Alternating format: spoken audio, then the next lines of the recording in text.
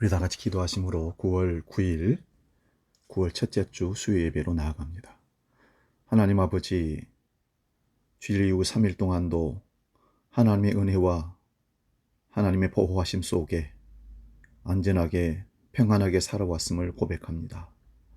오늘도 하나님을 사모하는 마음이 특심하고 하나님을 예배하고 싶은 사모하는 마음으로 수요 예배 자리에 앉았습니다.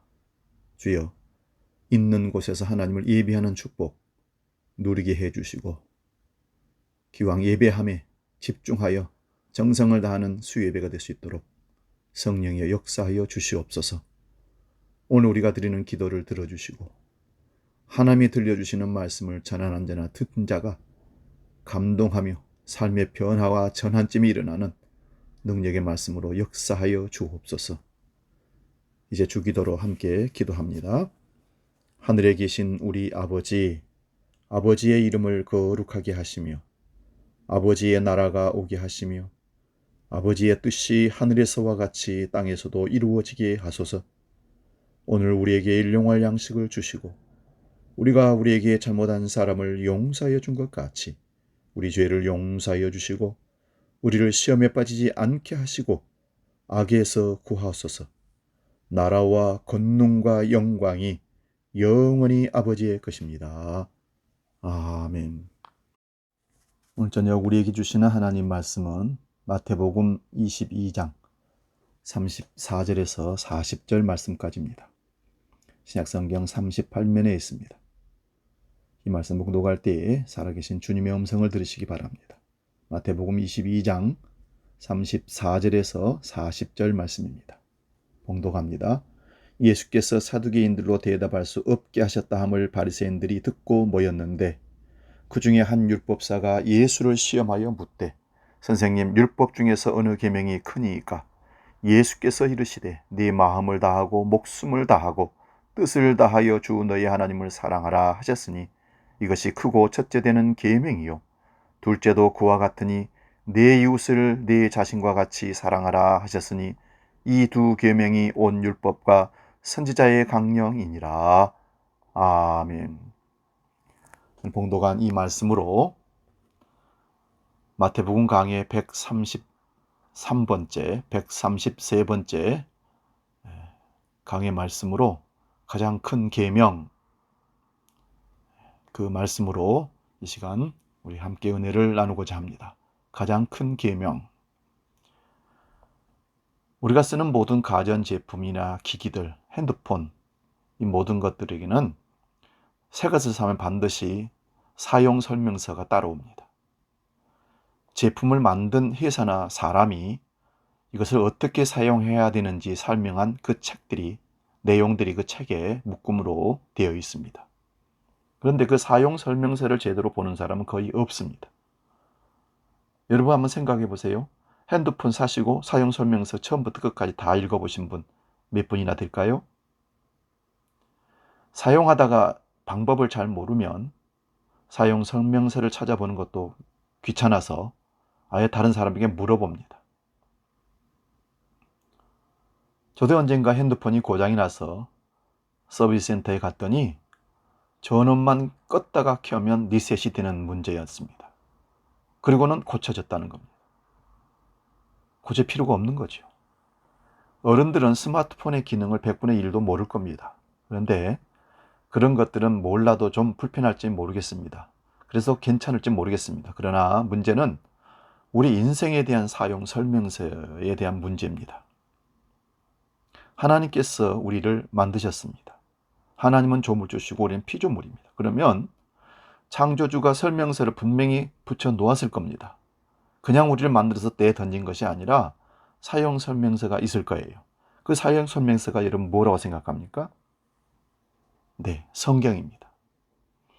우리 인간이 왜 만들어졌는지, 어떻게 사용되어야 최적의 상태로 인생을 살게 될 것인지, 하나님 만드신 목적대로 사용되는 것인지 성경이 말씀하고 있습니다.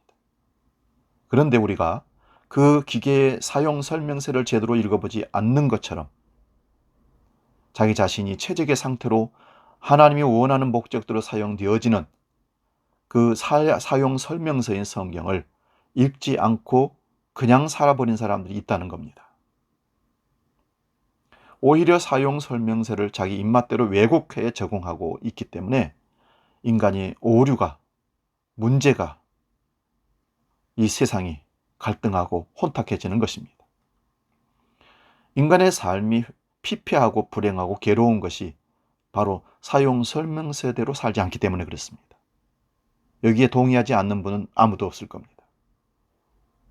여러분, 지난 한 주간 살아오시면서 행복하고 기뻐한 그리고 감사한 일들이 얼마나 됩니까? 아니, 3일 동안 말입니다. 불행하고 슬프고 불만이 가득한 한 주였습니까? 3일이었습니까? 어쩌면 대부분 후자에 치우쳤을 가능성도 많이 있어 보입니다. 왜 그럴까요?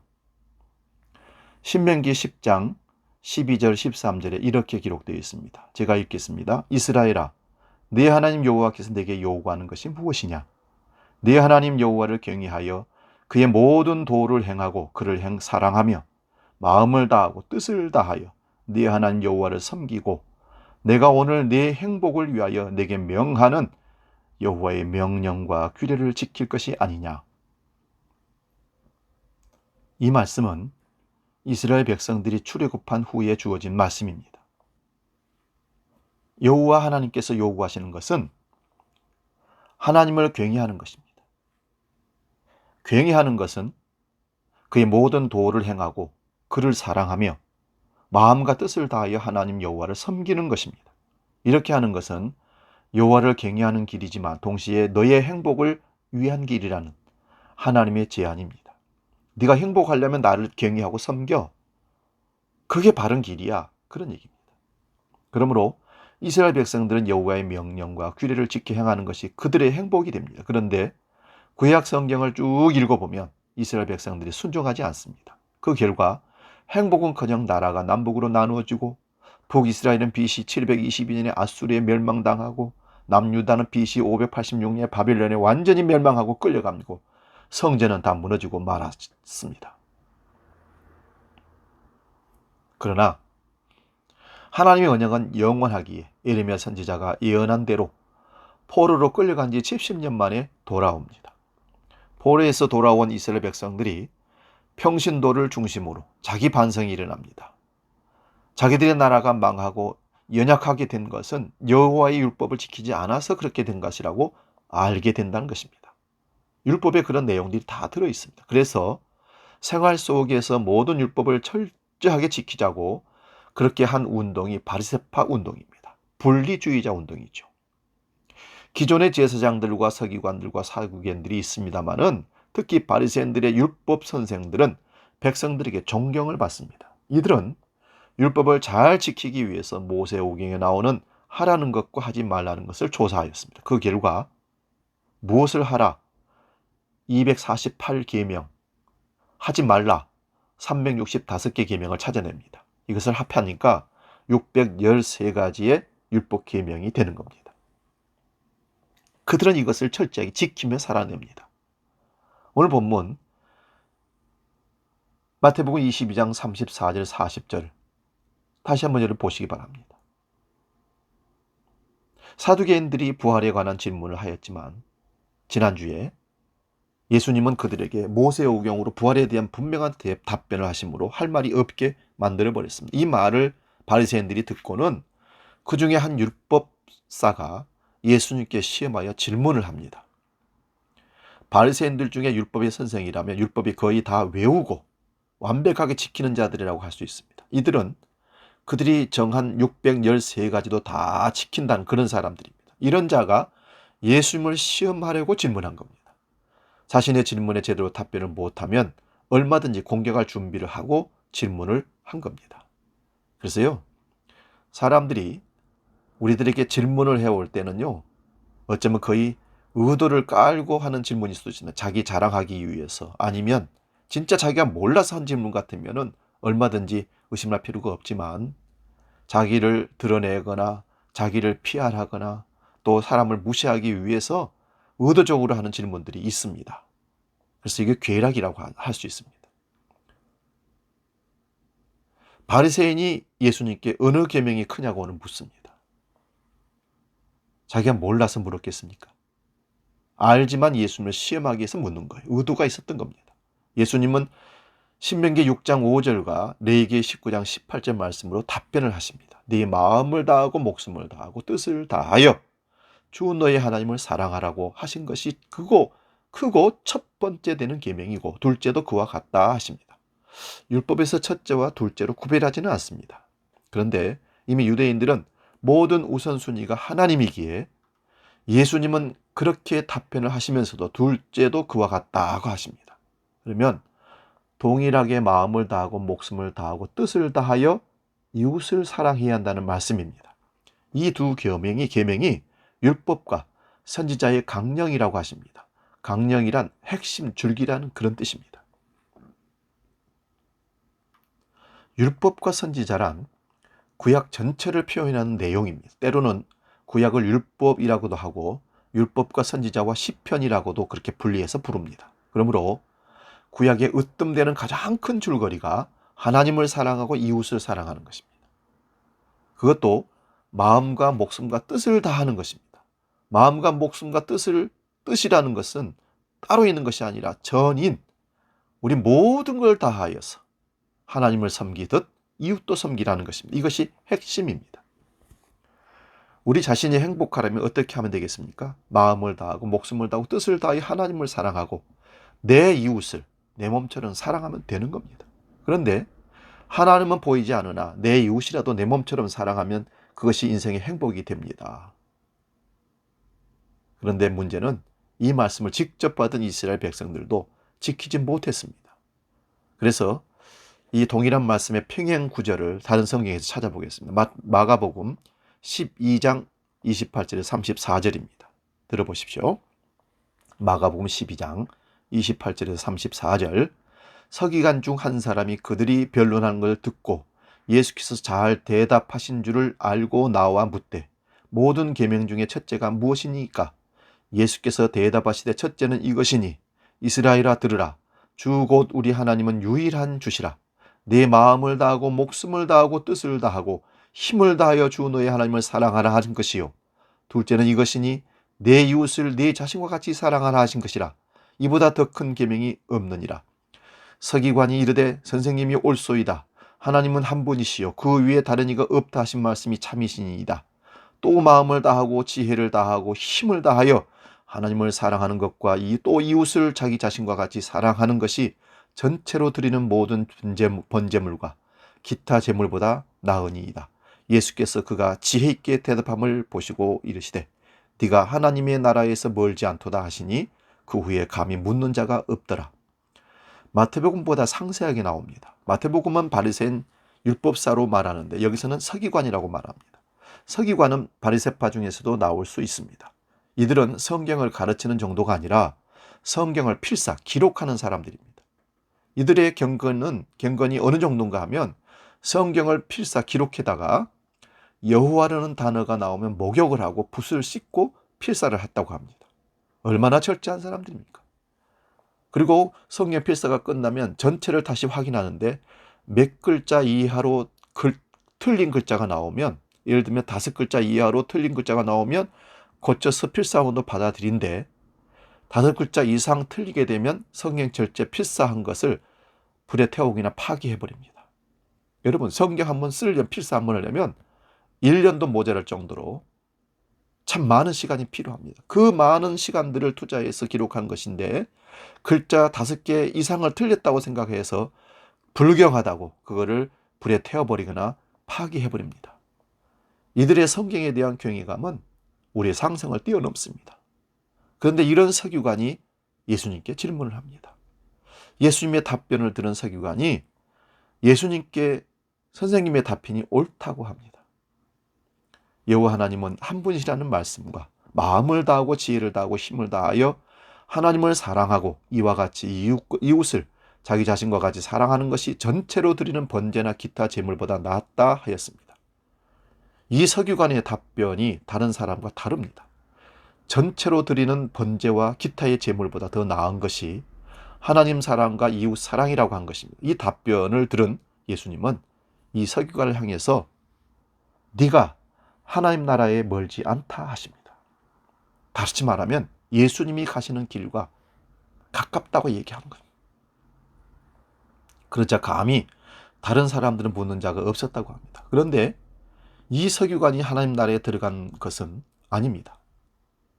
가깝다고 했지. 하나님 나라에 멀지 않다고 하신 말씀은 율법과 선지자가 말하는 바 무엇인지 어느 정도 안다는 뜻의 말씀입니다.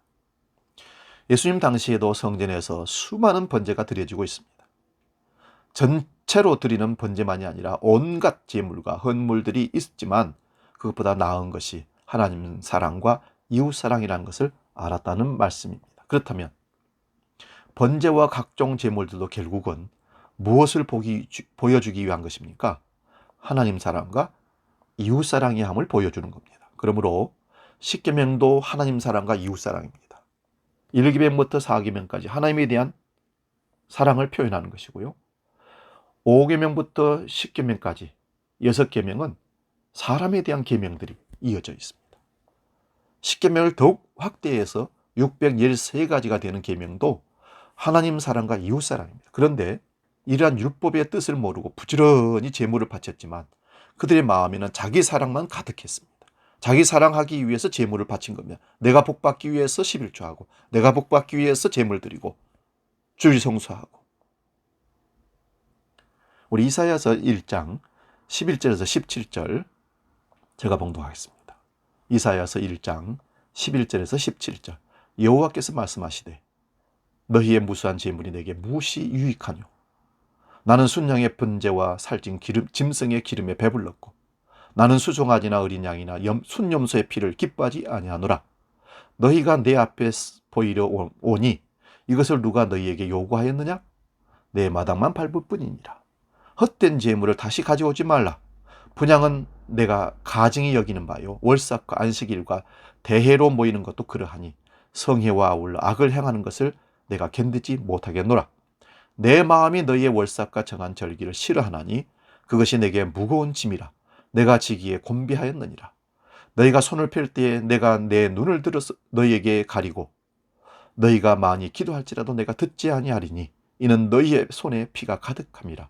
너희는 스스로 씻으며 스스로 깨끗하게 하여 내 목전에서 너희 악한 행실을 버리며 악을 그치고 선을 배우며 정의를 구하며 학대받는 자를 도와주며 고아를 위하여 신원하며 과부를 위하여 변호하라 하셨느니라. 지금까지의 말씀을 보고 나서 이사야 1장의 말씀을 읽어보면 이 말씀의 뜻을 알 수가 있습니다. 얼마나 엄청난 제물을 성전에 갖다 바쳤습니까? 얼마나 절기를 잘 지켰습니까? 그런데 여호와 하나님께서 무엇이라고 말씀하십니까? 헛된 제물을 가져오지 말라고 선언하십니다. 제물을 바치고 절기를 지키는 것도 하나님께서 질린다고 하십니다. 그 이유는 그들이 하나님을 사랑하지 않고 이웃을 사랑하지 않으면서 그런 제의로만 복을 얻고자 하는 것이기 때문에 그렇습니다. 그러므로 악한 행실을 버리라고 합니다. 정의를 구하며 학대받는 자를 도와주며 과부와 고아를 돌보라는 것입니다. 그러므로 여기 서기관의 답변이 선지자의 말씀을 어느 정도 이해한 것입니다. 우리 예레미야서 7장 8절에서 11절 말씀도 보겠습니다. 예레미야 7장 8절에서 11절입니다. 제가 봉독합니다. 보라, 너희가 무익한 거짓말을 의존하는도다. 너희가 도둑질하며 살인하며 간음하며 거짓 맹세하며 바알에게 분향하며 너희가 알지 못하는 다른 신들을 따르면서 내 이름으로 일컬음을 받는 이 집이 돌아와서 내 앞에 서서 말하기를 우리가 구원을 얻었나이다 하느냐? 이는 이 모든 가증한 일을 행하려 함이로다. 내 이름으로 일컬음을 받는 이 집이 너희 눈에는 도둑의 소굴로 보이느냐? 보라, 내가 그것을 보았노라. 여호와의 말씀이니라. 예레미야 선지자가 예루살렘의 성전으로 제사하려고 오는 자들에게 이 말씀을 전합니다. 이곳이 여호와의 성전이라. 여호와의 성전이라. 여호와의 성전이라 하는 거짓말을 믿지 말라 합니다. 그 이유는 너희가 평소에 하나님을 사랑하고 이웃을 사랑하는 삶이 아니기 때문에 이런 말씀을 선언한 겁니다. 저는 이걸 생각하면서 주일에 안내를 서는 사람들의 의도는 원 이유가 있다면 그거예요. 당신 가짜 예배 드려 올려오면 세상으로 가세요. 진실한 예배를 드리려면 예수를 위해서 하나님을 위해서 드려진 예배로 나아가려면 들어오시고 가짜 예배, 당신의 세상적인 축복만 추구하려는 그런 형식적인 예배하려고 하면 오지 마세요 하는 뜻으로 안내자가 서 있는 것과 같은 겁니다. 그런데도 성전에 나와서 무수한 제물을 바치고 제지하고 막음에도 불구하고 이런 말을 함에도 불구하고 계속 나옵니다. 우리가 구원을 얻었다고 하고 제물을 바쳤기에 복을 받으리라고 하는 것이 바로 강도의 소굴이라는 말씀입니다. 복받기 위해서 제물을 바치는 거예요.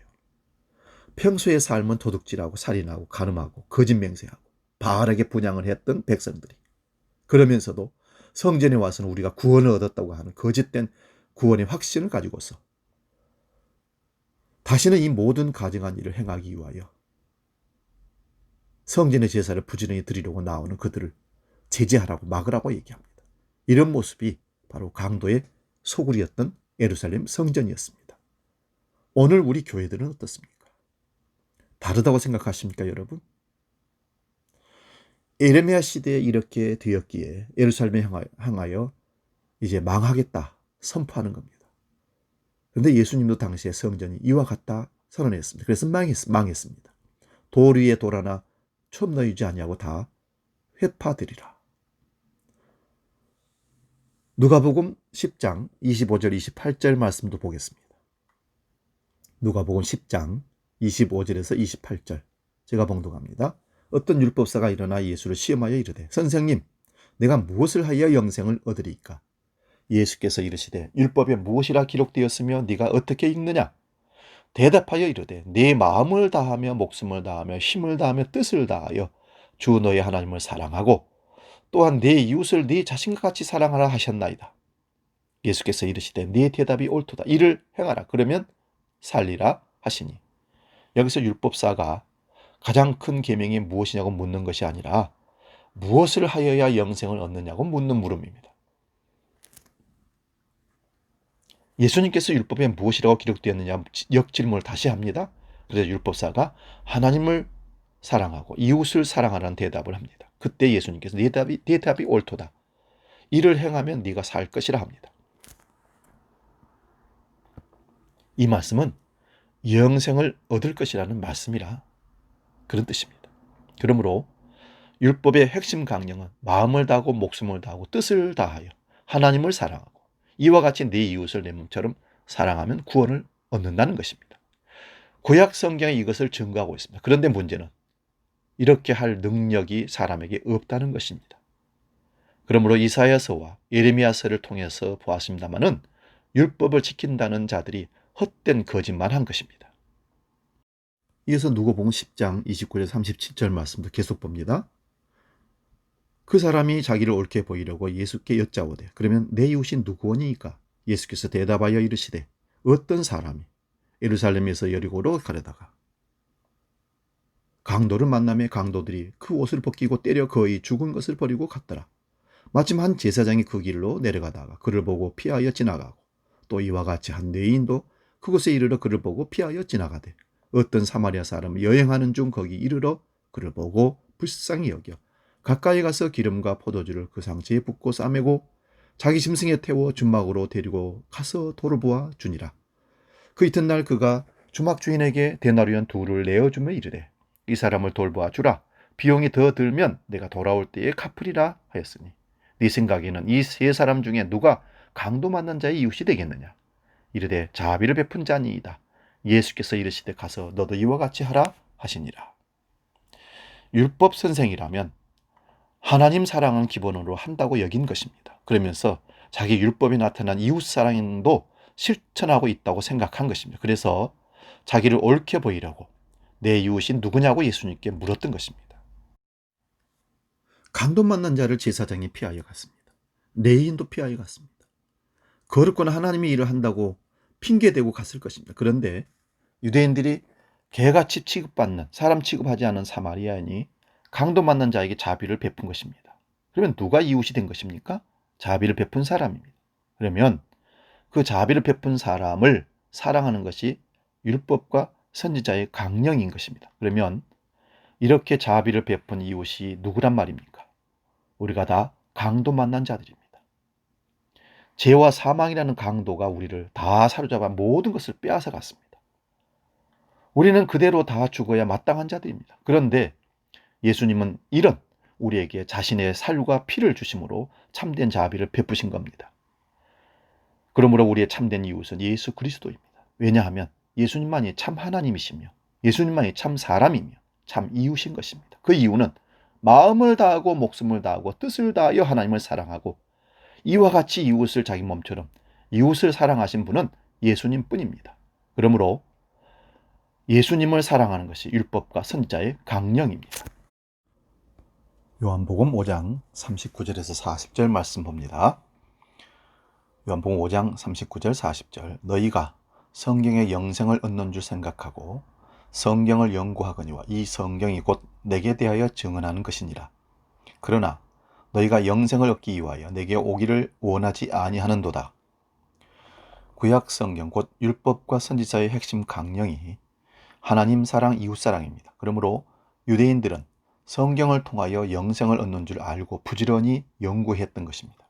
그래서 율법 선생이라는 자가 영생의 문턱까지 왔습니다. 그런데 마음을 다하고 목숨을 다하고 뜻을 다하여 하나님을 사랑하고 이웃을 사랑하는 것이 예수님을 증거하는 말인 줄을 몰랐습니다. 그래서 그들이 예수님께 나오지 못했던 것입니다. 왜 이렇게 된 것입니까? 율법의 기능이 무엇인지를 구약시대에는 아직 열리지 않았기 때문에 모른 겁니다.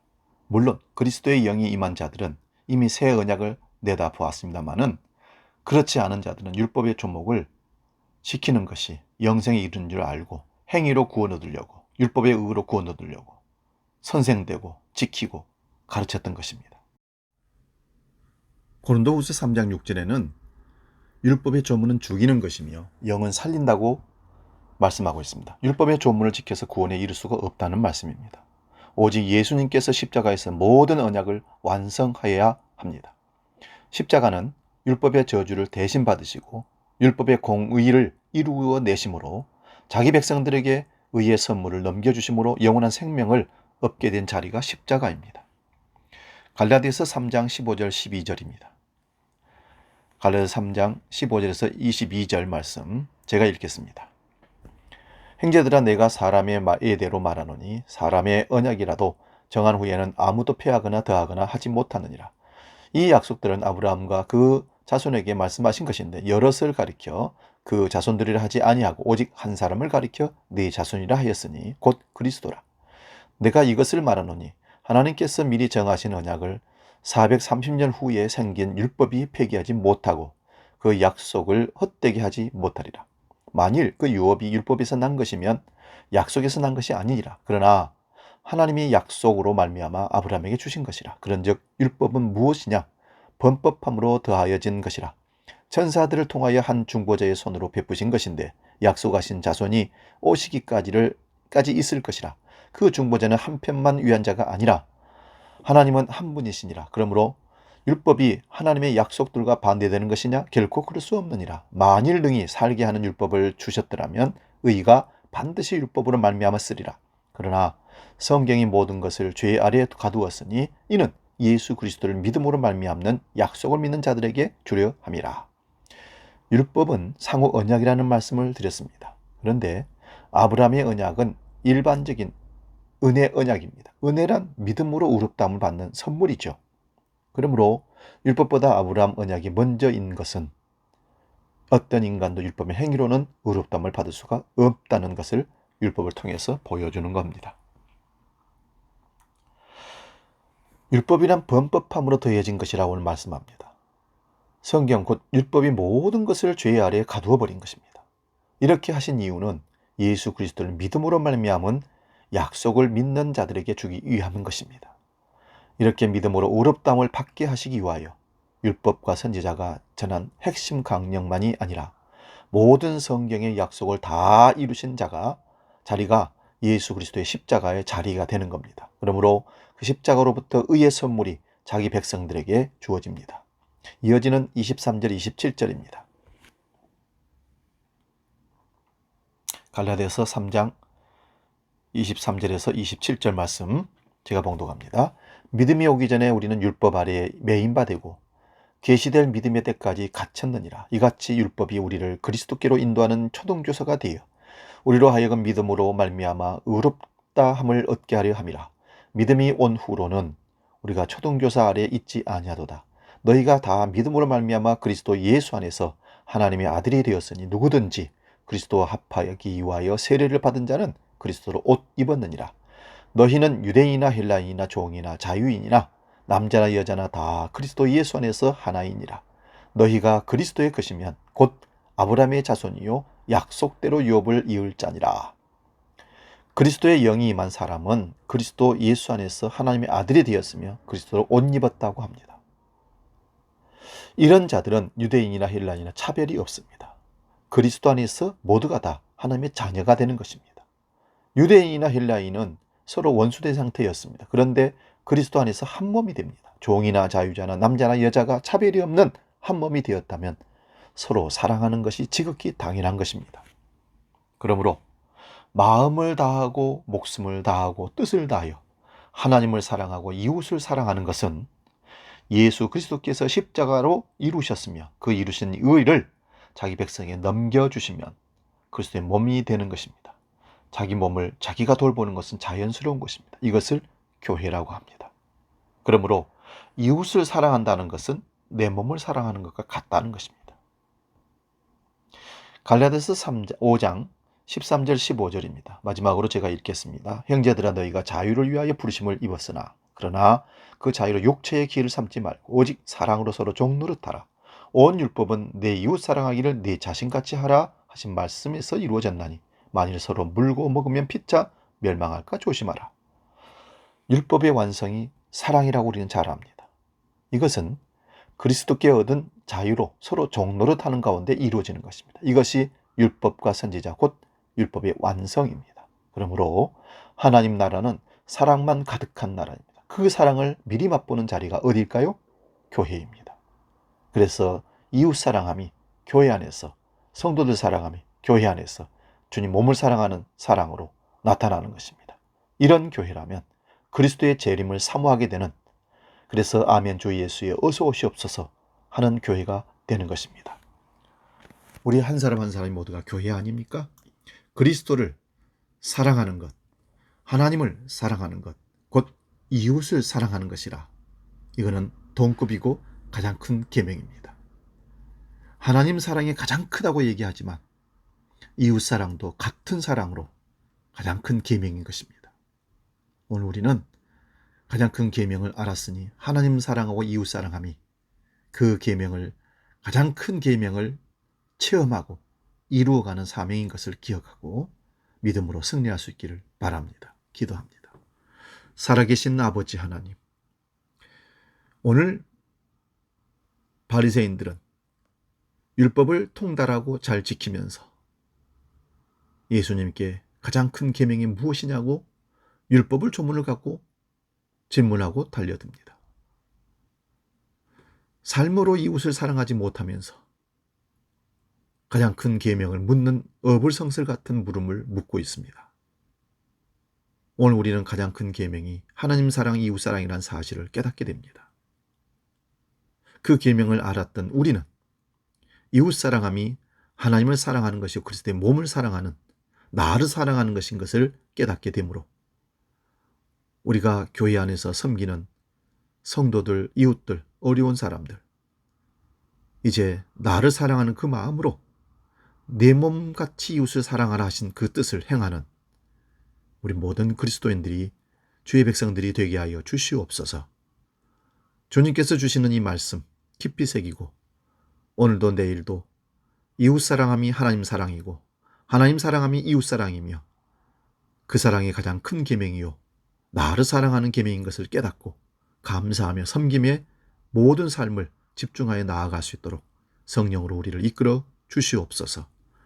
이제는 우리 주 예수 그리스도의 은혜와 아버지의 놀라우신 사랑과 성령 하나님의 지키시고 보호하시고 인도하신 크신 역사가 가장 큰 계명을 실천함으로 하나님 사랑, 이웃 사랑, 주님 몸 사랑, 우리 사랑인 것을 깨닫고 날마다 그 사랑을 실천하며 나아가는 머리 숙인 주의 모든 권속들 머리 위에 우리 대한민국 교회들 위해 영원히 함께 계시기를 간절히 축원하옵나이다.